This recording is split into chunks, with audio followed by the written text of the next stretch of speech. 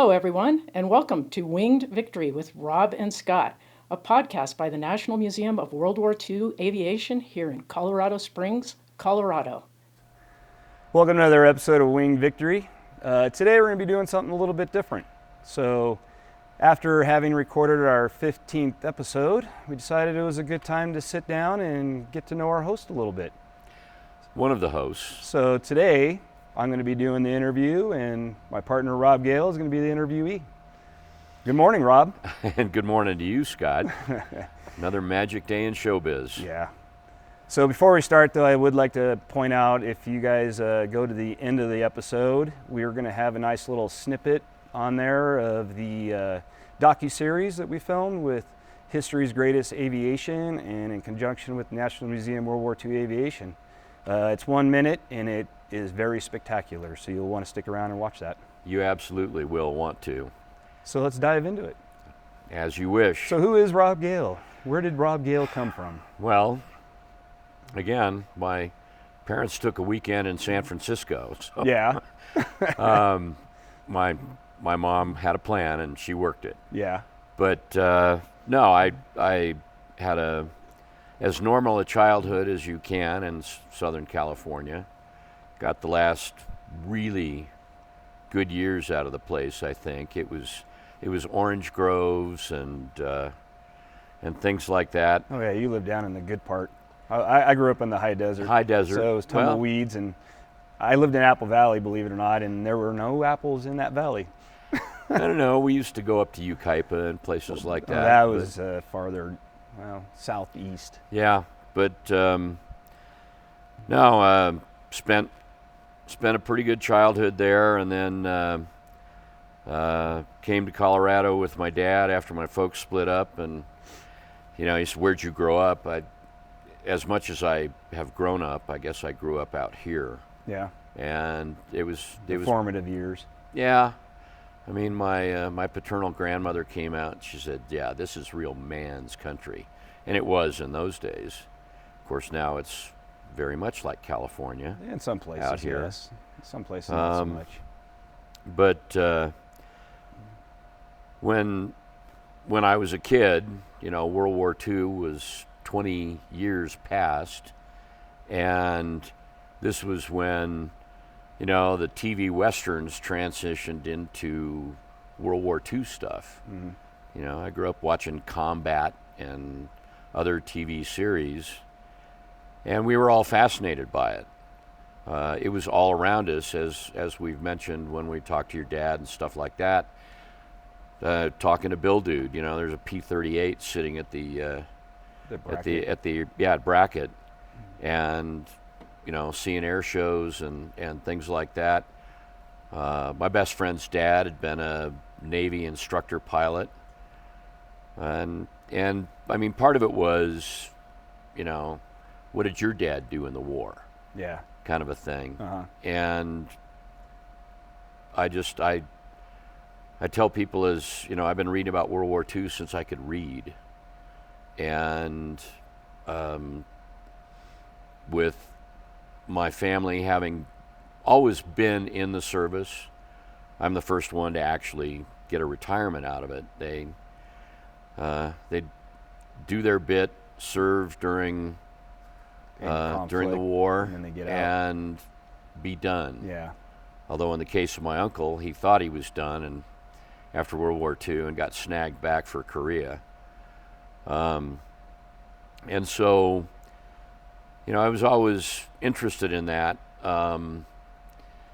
But my dad, who first and foremost was a soldier and a patriot, did not like what he was seeing with Vietnam when I was coming up.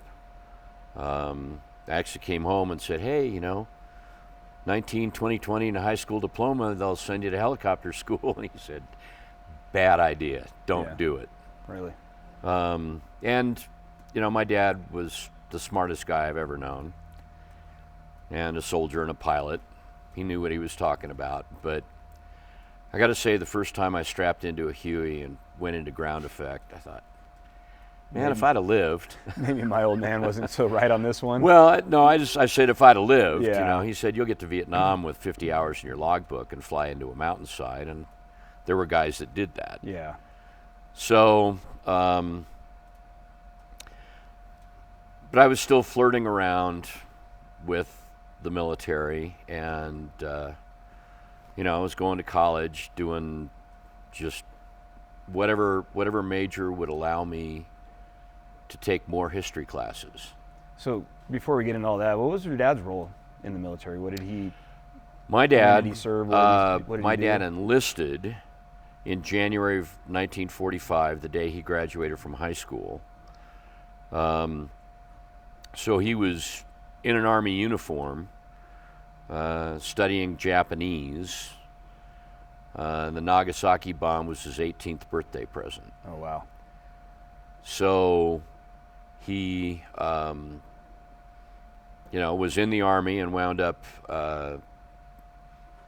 doing officer candidate school as an infantry officer, and then got sent to Korea with the occupation in '46. And then he had been flirting around with West Point and all. I mean, my uncle, 7 years older than him, got mobilized with the California Guard in 1940, and so my dad is tracking his big brother through a couple of really brutal campaigns, the Philippines and Okinawa. But his experience with the peacetime military in the occupation force convinced him that that isn't what he wanted to do. So in 1947, he left Korea saying, "Thank God I'll never see that place again." Yeah. Well, Not so much. yeah, about that, Al. So, so we've always had a military bent. My dad stayed in the Guard after Korea for a while, but you know, the demands of a career and a young family, something had to give, and I think he always regretted not staying. Staying with it. But you know, you make choices. Yeah. So, but he later married into a Navy family, and so that brought that side of the experience to us. But my dad was a huge influence in my life. Again, avoiding. So you have a picture of him in front of an L-19. When was this taken? That's Korea. That is Korea. Okay. He was an aerial observer in Korea.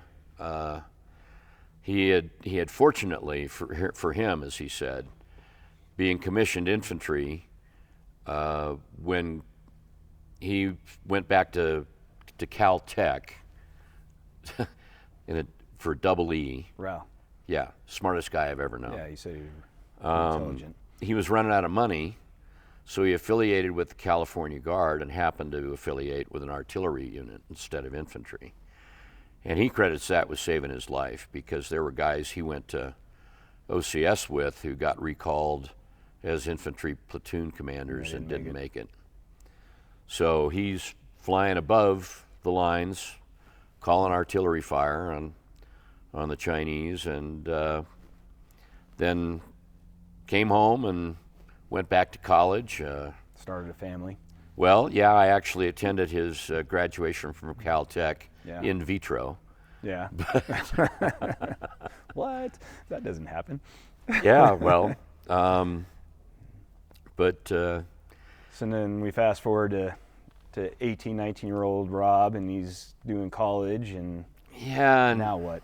Well, you know, it's the waning years of the Vietnam War, and again, my dad was not encouraged by how it was being conducted in those days, and having, you know, seen the non-results of the Korean War, he was not as in favor of me going in as people might have thought. Mm-hmm. So, well, that's just somebody that's got the experience with it. They could see really happening and Yeah. knows what it's about. It's not the glory of it. Well, That and you see in the movies and the TV shows that you saw growing up. exactly. Well, and having really fast forward, watched my younger son go off to Iraq, I know how the old gent felt. Yeah. But the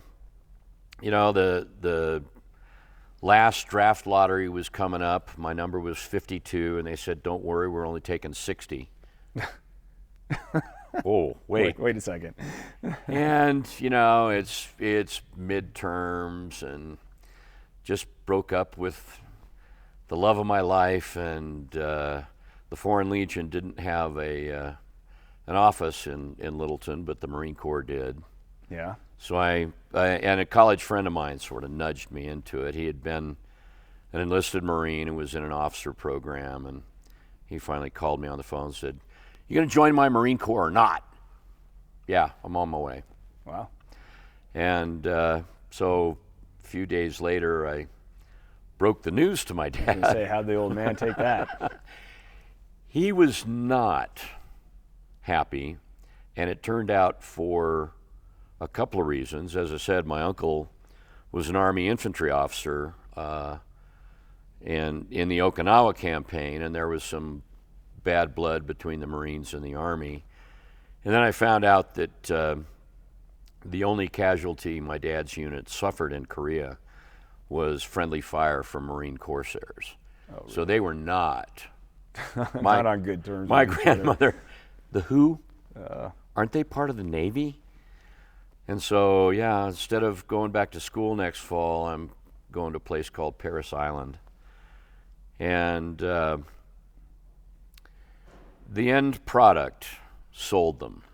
They many years. That took some years.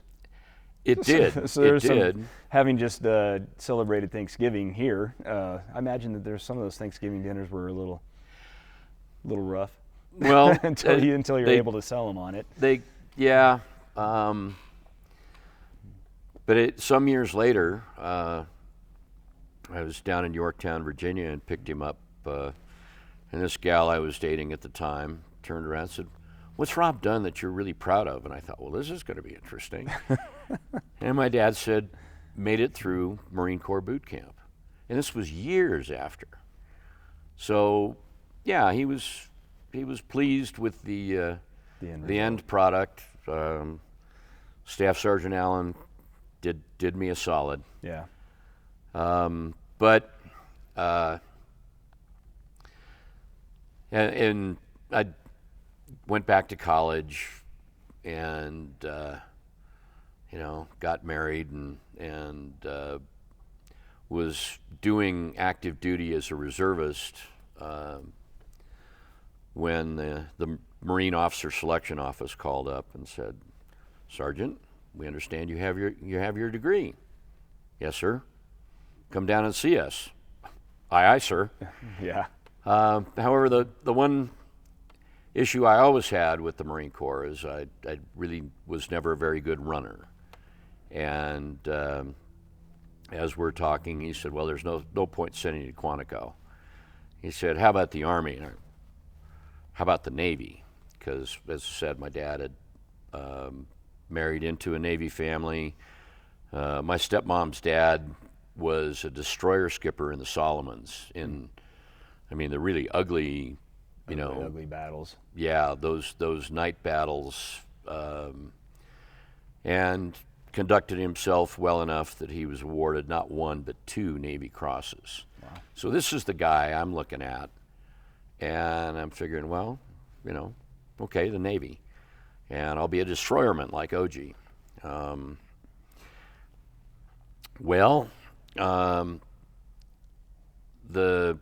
The Navy I wound up in was not exactly the same Navy OG had been in. That the surface Navy had not been to war since 1945. There will be people who will, quibble with that, but I stand by it, and just wasn't what I was hoping for, and so I started edging away from the surface Navy, and did an amphibious tour where I got to go to Iwo Jima. Oh yeah. How was That was incredible. that? So you actually got on the island. I did because my two best buddies on the ship were the two SEAL officers, Yeah. and we were supposed to have done an amphib op on Iwo Jima, but the surf was way too high, and that beach. Those terraces are formed by heavy surf, and the day when we were there, of course, this is the mid '80s. There was still, upturned tank hulls. There was all this scrap on the beach. Rubbish everywhere. Yeah, and I thought, I'd probably lost a boat. Just trying to get into Just yeah, and almost like landmines, but not. Well, I mean, it actually sort of like the beach obstacles that Rommel built at Normandy. I mean, there's metal stuff sticking up out of the surf. Yeah. So they let me tag along, and in the presentation I just did, they talked about how cold it was in February. Well, in June, it's not cold, and the heat was just coming up through the soles of our boots. And so we were doing an administrative hydrographic recon, and so we're tending the end of the line and trade it off and go jump in the surf to get wet and come back and repeat that every 30 minutes. Is sort of like a later experience in Iraq. But heat. And you grew up in the high desert, but in the Marine Corps, I spent a fair bit of time at 29 Palms. Yeah. And really got to love the Mojave, long as the wind blew. Oh man, there was nothing about it that I liked. Yeah, well, except for when it rained and you had that weird smell from the rain. Yeah. Coming through the dirt, That I do miss, but other than that, no thanks. Yeah, I'm good. But so as I, on that amphib tour again, gave me some connections in the SEAL community, and I had always again as a kid, you watched They Were Expendable PT boats with John Wayne and the Sand Pebbles with Steve McQueen, and it's like, a small boat Navy might be the way to go. And I found out that the only way I could get there was because the boat units were almost all in the reserves, was to become a guy who specialized in training reserves.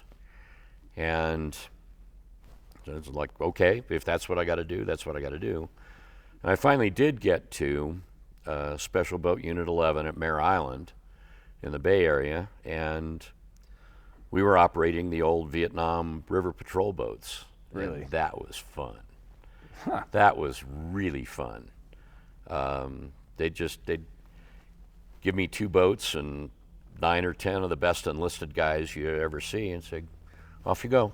Yeah. Go train. And so you had to come up with a training syllabus and everything, or Oh, yeah. they already had it all? They didn't come to you and say, we need this. You got to check these off. well, point of fact, my assignment at the unit was as the training officer. Okay, so that was your job. Yeah, come up with all but I had a great senior chief gunner's mate working for me who had been a boat guy in Vietnam, and a lot of our reservists had been boat guys in Vietnam. And this is the place to separate the sheep from the goats of naval special warfare. There are team guys, SEALs, guys with the Budweisers on their shirts. And then there are boat guys, the lesser mortals. And I'm very proud to be a boat guy. But we were, in essence, taken over by the SEALs right about the time that my career needed a path, and all of a sudden that was closed. Yeah. So I actually wound up as part of Bill Clinton's peace dividend. It's like, thank you for serving. Here's a check. Off you go. Oh, really? Yeah. So I affiliated with the reserves, and ironically, went back to the reserve center in Lincoln, Nebraska that I had once commanded, but was doing active duty, the summer training in Stuttgart, Germany, when they had an officer's call. And the officer's call in the Navy is right after breakfast, when you stand around and the XO tells everybody he hates them and they're not good enough and go away and do your stuff. And the Army officer's call was 3 p.m. on a Friday, and I thought, well, this is weird, but that's okay. I took my notebook up and went to the officers club, and I walk in and here's some Army guy with a beer. Oh, well, this is an improvement. But the guy who was giving the presentation was the Chief of Staff of Special Operations Command Europe, SOCEUR. And he was a SEAL, but he had been the executive officer of my boat unit about 3 guys before me. Very distinctive name, Paul Shamella. And I walked up to him and I said, so how many boat guys do you have at SOCEUR? He said, none. You want to be our boat guy? Yes. Okay. So I got recalled to active duty. And so on the one hand, Bill Clinton had sort of ended my career at the moment, but about that time, Bill Clinton declared peace in Bosnia, and the floodgates opened for reservists. So my 6 weeks on active duty turned into almost 2 years. Okay. Did a lot of planning and stuff in those days because Captain Shamella was a visionary. The British had been throwing boats out of airplanes on parachute, and he said, we need this capability. Write up the requirement document. Aye, sir. And so I got to be involved in airdrop stuff, and then just wrote plans for maritime mobility in the European theater. And at the time, the European theater included all but 5 countries in Africa. So we not only had Europe, just this side of the Soviet Union, or well, the wall had come down by then, but we had Europe and Africa. And there was a lot of boat work because when the SEALs took over the community, we went from combatant craft to mobility platforms. And so getting Special Operations Forces, SOF, to work. So it wasn't just SEALs. And at the time, we had everything from a coastal patrol ship to an 82-foot excellent boat called the Mark V, to, again, these rigid hull inflatable boats, RIBs, that we were kicking out of airplanes. Okay. And so all of those mobility packages, and part of it was translating to the Air Force. It's like, well, the coastal patrol ship is like sort of like your C-130, and the Mark V is sort of like your Pavlo helicopter, and so I'd never been to staff college or anything. I just learned as I went, and so all those programs were moving right along. And so what were these being utilized for? I mean, what are you guys actually doing? I mean, I know you got all this stuff and you have all these, special ops people and everything, but what is it being actually used for? Well, a lot of the work we had at SOCEUR in those days were non-combatant evacuation operations. Okay. NEO. This is where you go in when the country falls apart, and the ambassador, usually about 2 weeks after he should have or she should have, calls for help. You guys got to go. We would go in. The command would go in. I very rarely got to go. We would go in and arrange the evacuation. So because we had helicopters, a couple of times we actually sent PCs down and things like that off the coast of Africa. And it was, I mean, there was about a year there where we did a NEO almost every month. So who are you evacuating when you're doing this? American citizens, first and foremost. Yeah. You know, missionaries and teachers and stuff like that. And then what we referred to as third country nationals, TCNs. So, you know, there might be French people there, Brits, allied, you know, Anybody's NATO, kind of an ally, NATO yeah, nations. Yeah.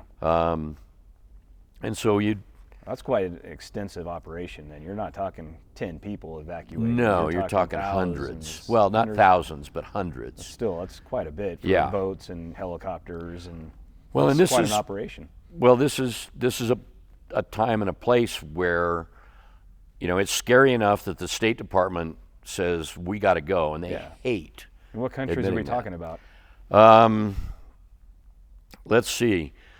There was one month where we did an evacuation in Brazzaville. We evacuated people to Kinshasa, and then from Kinshasa, the next month we evacuated people to Brazzaville. I mean, the So these continent like was, Eastern Bloc type. No, this is Central Africa, Central Africa, okay. coastal Western Africa. I think we did one in Sierra Leone, Liberia, and this is, I mean, there's people getting killed on the streets. Yeah. Is this kind of a direct result of the wall in Russia falling, or is this something that would have happened in Africa no matter what? Africa is they're Africa. their own thing. Africa is Africa. This was right after, you know, the brutal tribal wars. The Hutus and the Tutsis were murdering each other with garden implements, and there were hundreds of thousands of dead. There were some operations where they just said, send body bags and water purification. It was just horrible. And this is like late 80s. This is mid-late 90s. 80s. Mid-90s. Mid-90s. This is mid to late 90s. So here we are 30 years later, still having the same issues in Africa. Oh, yeah. Well, Africa's Africa. Yeah. And so we were doing a lot of that. And as part of this, there went on the coastal operations, maritime mobility became an important tool, an important option to have to get the SEALs into the embassy. Mm-hmm. In one of these countries, the embassy was right on the water, and the SEALs wanted to come across the beach, but the SEALs are in Stuttgart. So the plan in those days were the coastal patrol ships would set a water drop zone. We'd fly the SEALs in, drop them and the boat guys in to man their boats, and then take them into the beach. And this was a platform that was demanding and very expensive to maintain. Program's gone now, but at the time, we were sending boat guys to free fall school, which was not popular with the SEALs because the Navy only had so many quotes. And but we'd kick the boats out of a C-130. There's a YouTube video. The system was called MCADS, Maritime Capable Air Delivery System, because you got to have, you know, some weird name for it. But what happens is you got a boat on a platform in the back of a C-130. You pop parachutes to pull the boat out. Yeah. Yeah, and that happens in like milliseconds. Yeah. It just rockets the thing out. Platform separates. Platform has got its own parachutes. The boat is under 4 great big cargo chutes. And then everybody else bails out. And then the boat guys are out next. Yeah. And they're running out because they've got to be able to steer to the boat. Mm-hmm. So they have to be free fall qualified. The SEALs, they can just go out static line, and the boat guys pick and the them boat up. guys will pick them up. But So your role in all this at this point is basically you're doing intelligence, you're doing the planning. I'm doing the planning, but also basically building that program, building that capability. Okay, we need, and in doing so, I wound up communing with a lot of the sky gods in the SEAL community. I mean, they're guys who specialize in underwater, guys who specialize in parachuting and stuff like that, and so we all sort of worked it out and got it going because my general said, I need this capability. And then the SEAL admiral said, yes, we need this capability. And you go to a lot of staff meetings and stuff like that. I was just a facilitator. I did do intelligence work, but much later. But the time at SOCUR was superbly rewarding. Well, yeah, I mean, you're saving thousands of lives, really. I mean, with these programs. I'm assisting. Yeah, you're assisting, but you're, like I said, you're building the program to do it, and the guys are actually out there going and doing it. But I mean, somebody's got to start at the top to be like put all the blocks in place. Well, or somebody's got to be at the middle, putting tab A in. Well, yeah, so you got the guy at the top's telling you, I need this done, and then and the guys at the bottom go do it, getting it done, and then the guys are like, okay, now we got to figure this out. I mean, in the technical term is staff weenie. Yeah. I was a staff officer at that time. I was not an operator anymore, and you got to go do these things, and we, even though again we were Special Operations Command Europe, there is now a Special Operations Command Africa, but in the days, most of our work was in Europe. Or was in Africa. Africa, yeah, that's where the hot spots were. Yeah, and then, but we had guys in Bosnia. That's the. There was a term for us in those days. It was low density, high demand. There were very few of us. When I first got to SOCUR, there were like 60 on the staff. Then we had SEAL units and Special Forces units and amazing Special Operations group, the Air Force guys at Mildenhall, but we sent SEALs across the Sava River in Europe. Our guys, when Secretary of Commerce Ron Brown's airplane crashed in Dubrovnik, our people had to go recover the bodies, and I mean, it was just like anything that the conventional people couldn't do. SOF did in those days, and it was hugely rewarding, even being just a little cog in the machine, and a mid-level staff guy cog.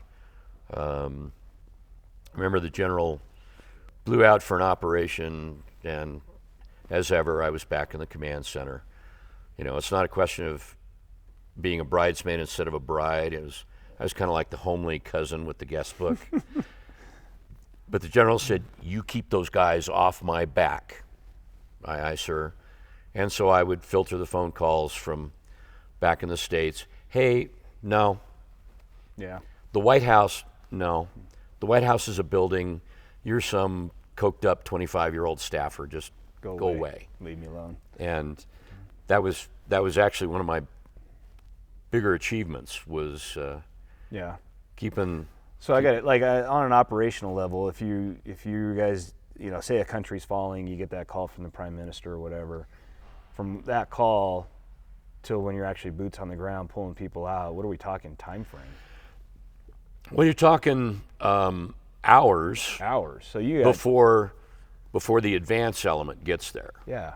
But at the time, I mean, we had already. You already basically kind of have. We surveyed. So you've already you guys are already paying attention to what's going on in the world, obviously. We know, and like, okay, these guys are going to be a problem. Well, we used to have a contest to using only open sources. It's like, where's the next the next one going to be? But pool. we had guys, SF guys and SEALs who would do advance work, and they'd go to Monrovia, Liberia, and where's the embassy, where's the airport, Okay, where's so you the basically beach? already had plans for all these places. yeah. And then it's just, okay, And it's- implement plan yeah. Bosnia, implement plan Yeah. Libya, whatever. Yeah, because there are very few sins. It's not a sin to lose in war, but it's a sin to be surprised. Yeah. And so you do the advance work, and then, boy, there was this amazing gal at the Intel Center in Britain, and she could call it. It's like, this is the next one, She knew and off. so you start spinning it up, and So there was no days off, it seems like. Like, it just feels like that's, the way the world is, that there's always going to be a hot spot brewing. well, ironically, the Neos always seem to come on a 3-day weekend. Of course. It's yeah. like, oh, it's, you know, So you didn't get the 3-day weekend. it's Columbus Day. Well, no, we're not going to get Monday off. Yeah. But it rewarding, again, just to be a part of that and to work with these people. One of the generals I worked for, Eldon Bargewell, had been one of the line crossers in Vietnam, over in Laos and Cambodia when those guys, they were taking 50% casualties. He was awarded a Distinguished Service Cross as a staff sergeant, and I got to work for him when he was a 2-star general. And that will always be one of my most satisfying things is for him to say, hey, it was great having you here, you did a great job. Yeah. And praise from somebody with those credentials is just, Well, yeah, that's what you kind of live for, I guess. you do. I mean, it's not about the money. It's not about the money it's about a wasn't lot bad. of things, but The money was not bad. so you kind of touched on your service later on as being in the intelligence communities, or yeah. something we could touch on that, or Oh yeah, absolutely. Because again, my never know mother with you always guys. thought I was, James Bond. But I was going to say, I never know with you guys what you can ask and can't ask. Well, you just, I Don't mean, talk about. yeah. My cousin said, well, if you told me, you'd probably have to kill me. I said, no, if I told you, I'd have to kill myself for being stupid. But ironically, all of my 32 years in uniform were as a reservist. I was never a regular for a single day, and so you're kind of on contract. And the Naval Reserve had this policy, not law, not regulation, policy, that we can't let reservists qualify for active duty retirements. And I was coming up on enough active duty that they were going to have to let me stay to an active duty retirement. And I walked in and told the Special Forces colonel I worked for, Mike Dietrich, said, hey, sir, they're not renewing my orders. When an Army guy thinks you're getting shafted, That's a bad you are sign. getting shafted. So we go to see the commanding general at the time, Brigadier General Fuller. He said, well, that's not right. And he picked up a call, and he's an Army 1-star calling a Navy 2-star, and they hung up on him. Oh, wow. Well, after we got General Fuller calmed down, we walked across the compound there to the U.S. European Command headquarters, where Lieutenant General, 3-star, Canavan, who had been the first general at SOCUR I worked for, well, he called, and they did not hang up on him. Not on him, yeah. But they said, look, we don't have a billet for Commander Gale at SOCUR. Commander Gale is a commander, surface warfare officer, ship driver, miserable.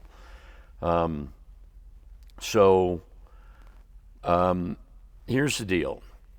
If he will, and they said, oh, we're short, I don't know, 200, 300, 400 surface warfare commanders worldwide. if he will take one of these billets, we'll let him stay to retire on active duty. And one of the billets was Defense and Naval Attaché to Albania. Okay. And so that's what I did. Okay. I became. What was desirable about that for you? Well, it's in Europe. It's a attaché job. My friend Ryan Zinke said, "Oh, you ought to take this job in Egypt, doing foreign military." Nah. So it's in Europe, and we were not unfamiliar with Albania. We'd seen it fall to pieces in '97 and all that stuff, and well, it's just going to be interesting work. And it was, but an attaché is an intelligence collector, but you are declared. You're not a spy, you're not a... They know you're there. Yeah, you're in uniform, Yeah. And it was just a super tour. Yeah. So how long were you there for? 14 months, because at the time, Albania was still considered a little sketchy, and it was an unaccompanied tour, and it was hazardous in some respects, but it being an attaché was the goal. Yeah. So what is this doing? What is your job description? What are you accomplishing? Well, you are, as an attaché, you are representing the Secretary of Defense, your service chief, so in my case, the Chief of Naval Operations. You're representing the commander of U.S. forces in Europe. So you are their direct representative. With the Albanian government? Yeah, Okay. and to the Albanian military. I work directly for the ambassador as his military advisor. Now, fortunately for me, my ambassador didn't need a whole lot of military advice because he had been an Army infantry officer in Vietnam. Okay. So we were tracking. Yeah. He'd say things like, "Commander, there's a battle group in country. Can we drop some bombs?" Not, ooh. No, this guy, Jim Jeffrey, he was fabulous. So I'm the direct liaison to the Albanian Chief of Defense, their head military guy, and then all of his staff.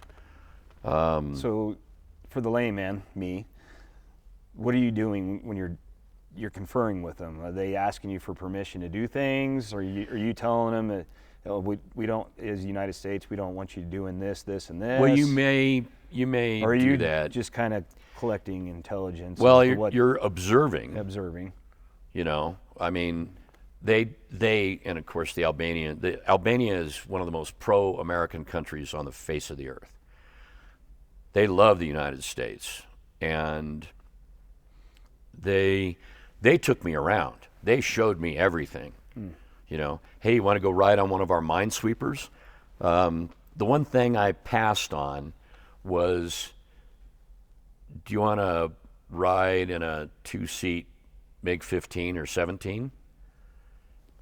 Nah, I could watch from the ground. I'm good. Yeah, The Albanian Air Force. Yeah, let's not do that. But so you're going to receptions, and I mean, in my resume, I write that I worked 80 hours a week, and I did. Yeah. Because you've got to observe and report. I was owned by the Defense Intelligence Agency, and they said, you need to have this many reports on something every month, but you're going to receptions. You are representing the United States military, me and an Air Force sergeant. That's it. That's it. And I was, good grief, I was so fortunate.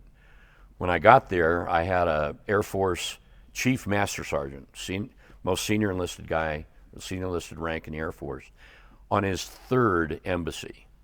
So he took me along. No, sir, you shouldn't do that. Yeah. Yes, sir, you should do that. And then wound up with a Master Sergeant named Rennell Anderson. And the chief, Don Green, I later ran into him a couple of times at at DIA, this very distinguished career. So, yeah, I mean, you're doing everything from dressing up in mess dress, a military tuxedo, and sipping Wining and cocktails, to out there at the time. You know, we were in Iraq, and we wanted to arm the Iraqis with AK-47s, and the Albanians had plenty of guns and ammunition. In fact, one of the most dangerous parts of the job was going into these ammo dumps, because they were just warehouses full. Yeah, I mean, like, you know, we have the fire code line here. No such thing. No such thing. No such thing. And so part of the job was we had these two British EOD guys under State Department contract to help the Albanians dispose of this old ammunition. Which means distribute well, to other places. No, they were actually dispose disposing of it. Like burn it, blow it up. Oh, wow. Because it was that unstable. And there were a couple of other things I had to do, but the one time that we were absolutely surprised, the ambassador called me in and said, Commander, the Albanians have voted to send troops to Iraq, combat troops. We had no idea that this was going to happen. And the Albanian parliament was a little bit fractious most of the time. You know, memories in the Balkans run very, very deep. You know, your grandfather assaulted my grandmother, kind of a thing, and it's a very small country. And they might put a measure forward saying, you know, the sun rose in the eastern quadrant today, and after weeks of acrimonious debate, it could pass or not. Kind of like our government these days around here. Yeah. They just got their sides, Yeah. lines, and they're all going to stick to it no matter what. Well, these guys put forth, we are going to send combat troops. You know, the Japanese are sending medical people and whatever, combat troops to Iraq to fight with the Americans, to fight alongside the Americans. And I think there was one abstention, and it was passed in less than an hour. Wow. I mean, the ambassador got a phone call. Hey, we're sending guys to Back you up. and that was the fifth. I mean, you know, the Brits, the Aussies, the Kiwis, the Poles, and the Albanians that actually boots on the ground, guns in hand. Well, the Albanians had never deployed anywhere. They were a home defense force. And you're like, hey, I got experience. Well, I had to have experience, and thank God I still had brothers and sisters back at SOCUR, because, you know, the U.S. Central Command is saying, well, you know, have them put, you know, they got to be self-contained. They got to have their own power, their own water. It's like, well, wait a minute. No, these guys, they didn't have combat rations. They didn't have MREs or C rations or anything, because they were going to be up in the hills, and if they needed food, they would send somebody down to the village to Uncle Besniku for food. bread and milk. Yeah. You know, they didn't have pallets. They didn't have anything. Anything for deploying. Well, they had never deployed anywhere. And so I was doing everything from, they were deploying commandos. I said, well, okay, give me a junk on the bunk inspection. Show me what you're going to take. And they had no body armor. The first aid equipment for a squad was a length of rubber tubing as a tourniquet and one battle dressing. So we got to get these guys equipped. And oh, by the way, at the time, they were a little bit cavalier about their weapons handling. It was like, no, you guys are going to get sent home if you don't follow the 4 rules. But I had things like my translator we had to give them chemical warfare instructions. So we brought the Army down from Germany, but these Army guys, they're chem war guys. They don't speak Albanian. So my translator had to have very demanding stuff flow in one ear and English flow out the other ear. This guy was magnificent and totally worn out. I mean, he was just a puddle From one place at the to end another. of the day. It's like, Yeah. come on, Teff, I'll get you home. So, I mean, they needed everything but valor, fitness, and Kalashnikovs. So what kind of a timeline are we talking on this? From you get that call that we're going to actually getting them to Iraq in Couple weeks. any And I've got to arrange troop lift, from the U.S. to Albania to Iraq. Got to do the load plans. And at the time, I was scheduled to be married in Germany. Oh, wow. The ambassador said, Commander, we adore your fiance, But but you are not going anywhere until the Albanians' boots are on the ground in Iraq. so this And- essentially became an American operation to get Oh, yeah. these troops over Oh, yeah. because they weren't going to be able to do it on their own. Well, no, they had no They had airlift. nothing, yeah. And what they did have was a lot of Chinese stuff. I mean, Central Command said, well, they need to have their own generators. I said, their generators are 40-year-old Chinese things that are about the size of a switch engine. Bring them anyway. We had to have a separate airplane, separate C-17, just for their generators and prime movers. And the generators went down, Constantly. yeah. Or I just mean, not even worth hauling. no, it wasn't. They It just wasn't. call Amazon and have us a set of generators there when we get there. Something. Well, the fast forward to visiting them in Iraq, and that's another story. But one of the Chinese generators is already deadlined, and this is a couple months after they'd gotten there. And I'm in their compound in Mosul at the airport, and I hear the generator doing that generator death song. Yeah. And boom, dead.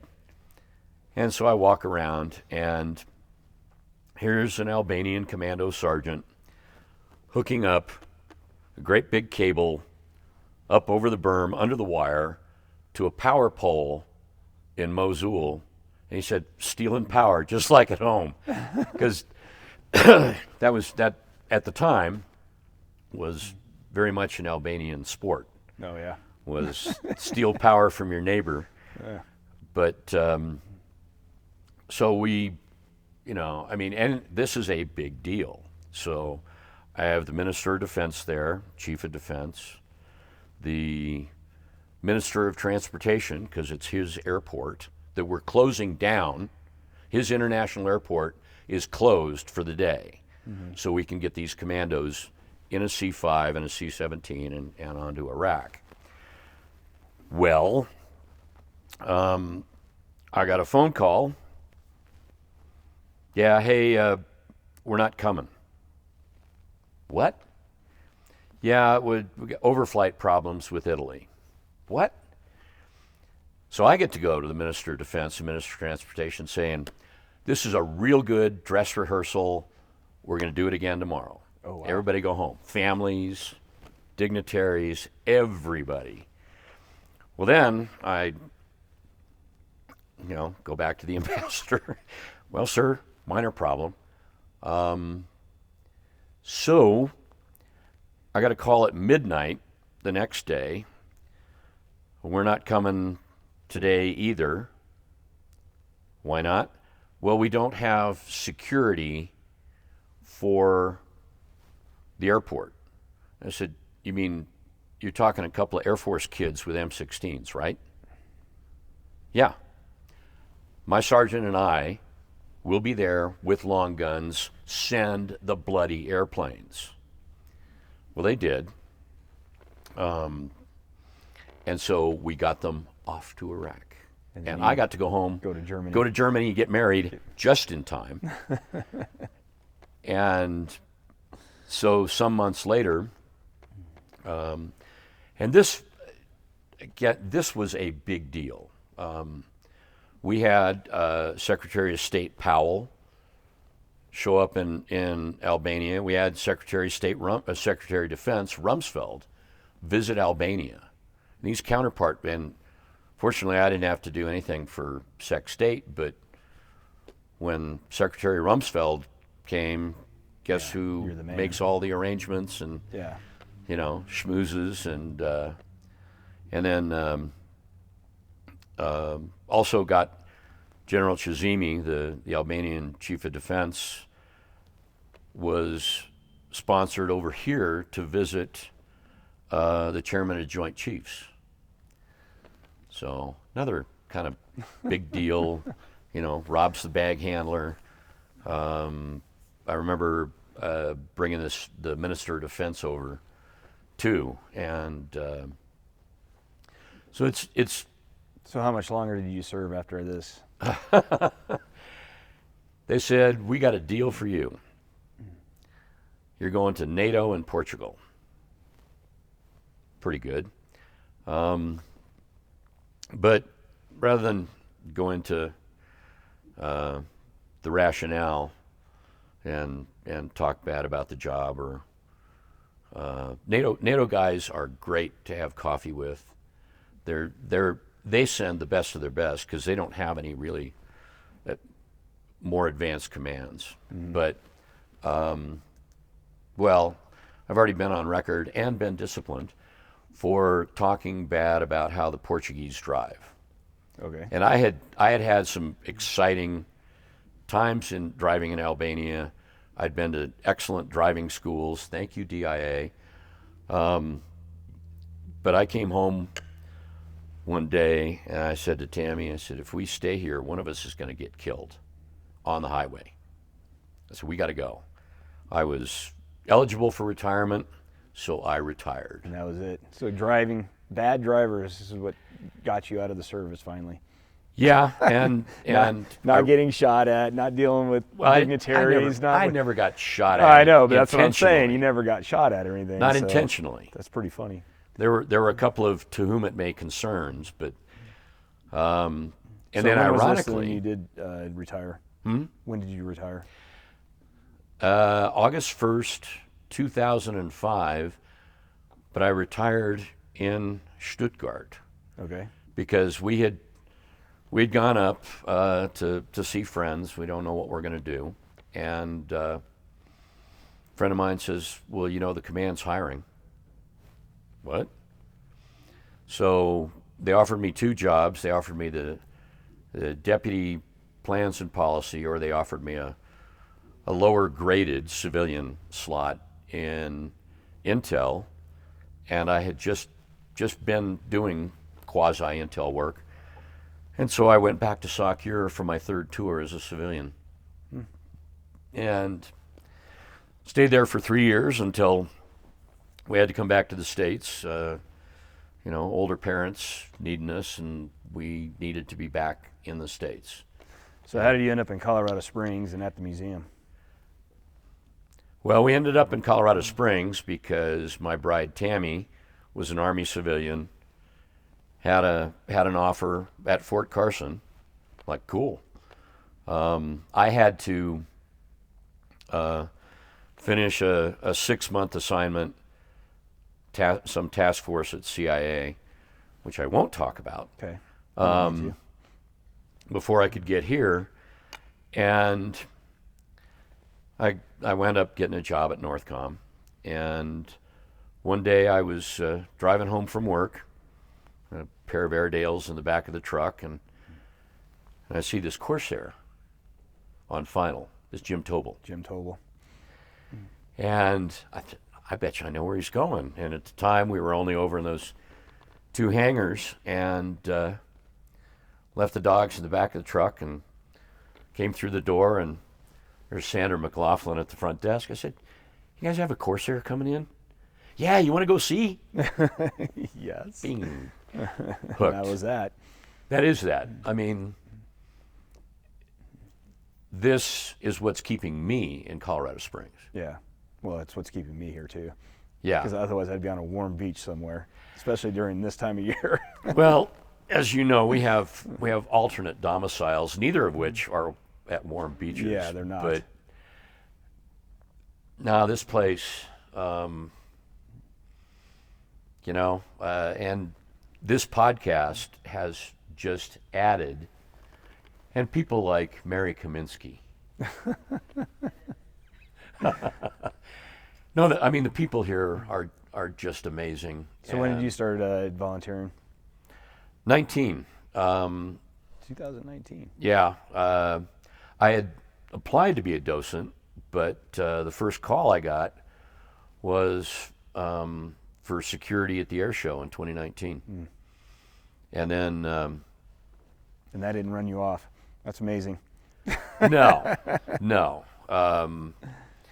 No, working for Brian Corrado is something I still do. Yeah. I mean, I'll work security at the air show in September. Yeah. I mean, because I don't have the talent to be on the ramp for any other reason than keeping other people off the ramp. Yeah, I don't know that it's talent. It's just a talent to keep out from getting run over. Well, or as Brian says, don't let anybody become red mist. Yeah, running the ramp and stuff, I tell the guys every single day before the show starts, I said, just remember there's 30,000 amateur photographers pointing their cameras at you at all times. So let's not do something that's going to end up on the news or go viral. There you go. And so far, so good. Yes, that is. But no, this place is a treasure. And this podcast has just amplified that. Yeah. To share this place with more people. There's nothing I do here. Good. Because I'm running the N3N simulator. Yeah. Well, this is normally when we would wrap it up and then sit and talk to each other about our guests. But since you are the guest, and I guess we're not going to really do the whole back and forth rap sheet. But no, I mean I'd like to say, I didn't really know you very much before we started this thing, and we decided to jump in this thing together, and getting to know you along the way has been amazing, and I just thought you had some great stories, and I think it was great for everybody to know a little bit of who you are. Well, Rob? That is, I'll just say, I'm a husband, I'm a proud father, and now a proud grandfather. Yeah. And, but that's how I got here. Well, I've never seen you without a smile on your face, so obviously the life leading up to this and what you're doing now is what you want to do. I'm extremely fortunate.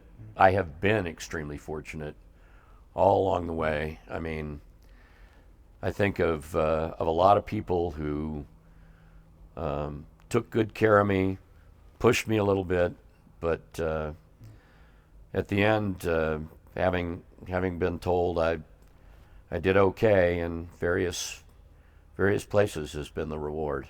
And well, Rob, you're doing okay. And we'll leave it at that. I'll take it, Scott. I will take it. So, if you want to follow us, check us out on our social media. We got it all in the description page where you found the podcast at, whether it's the audio on any podcast platform or on YouTube. On YouTube. We got it all there. So go to the website for the Air Museum to see what's going on.